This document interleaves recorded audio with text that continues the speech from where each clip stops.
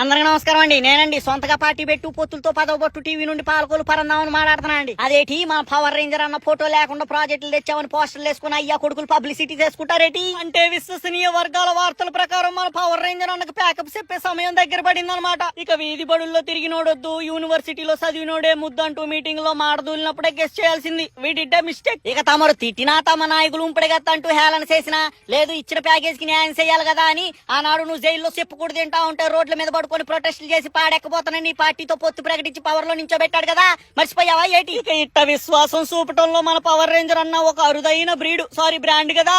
మరి అట్లాంటి సేవకుణ్ణి సైనికుడిని మోసం చేయడం తప్పు కదటయ్యా. ఇక సైనికుడి బాటలోనే సేవకులు నడకన్నట్టు జనాలు తూ అన్న తుప్పుకుమని మోహానూసినా మీ జెండాలు భుజాను మోసి జెండా కూలీలు అంటూ పేరు తెచ్చుకున్న కూలీలకి బాగానే బుద్ధి చెప్పారండి. ఇక ఇవేమి పట్టనట్టు మన పవర్ రేంజర్ అన్న తన అన్నలకి పదవులు కల్పించే పని మీదెట్టిన శ్రద్ధ తన పార్టీ జెండా మోసినోడి పరువు కాపాడుకోవటం మీద ఎట్టకపోయాని పలువురు విశ్లేషకులు గుసగుసలాడుతున్నారని సమాచారం అండి. ఉంటాయండి మరి. అమ్మాయి ఏం టార్చర్